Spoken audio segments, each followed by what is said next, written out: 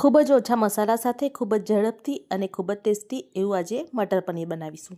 તો સૌથી પહેલાં આપણે પનીરને ફ્રાય કરી લઈશું. પનીરને ઉલટ-સુલટ કરીને આપણે ફ્રાય કરી લઈશું અને પનીર ગોલ્ડન બ્રાઉન કલરનું થાય ત્યાં સુધી આપણે પનીરને કૂક કરીશું.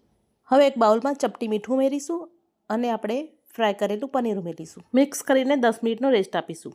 હવે ગ્રેવી બનાવવા માટે એ જ પેનમાં આપણે તેલ ગરમ કરવા માટે મૂકીશું. તેલ ગરમ થાય તે ડુંગળી, ટામેટાં, ઝીણા સુધારેલા આદુ, મરચાં અને લસણ, સાથે જ મસાલા, લાલ મરચું, હળદર, ધાણા જીરું, ગરમ મસાલો, કસૂરી મેથી અને સ્વાદ પ્રમાણે મીઠું ઉમેરીને આપણે બધું સરસ રીતે મિક્સ કરી લઈશું. સરસ બધું મિક્સ થઈ જાય એટલે આપણે તેને ઢાંકીને 5 થી 7 મિનિટ માટે આપણે કૂક કરીશું. ગ્રેવીને કૂક કર્યા બાદ મિશ્રણ ઠંડુ થાય એટલે આપણે તેને મિક્સર જારમાં લઈ લઈશું અને આપણે તેને સ્મૂથ પીસી લઈશું.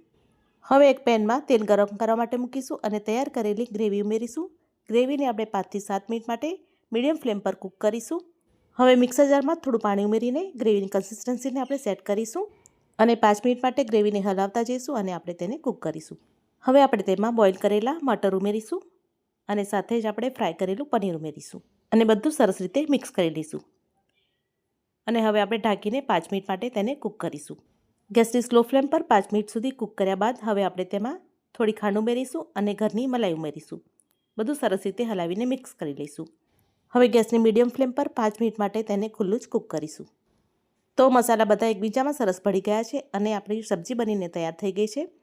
હવે એક વખત સબ્જીને સરસ મિક્સ કરી લઈશું અને હવે ગેસને બંધ કરી દઈશું અને લાસ્ટમાં કોથમીર ઉમેરી લઈશું. તો તૈયાર છે ખૂબ જ સહેલાઈથી અને ઝડપથી બની જતું મટર પનીર.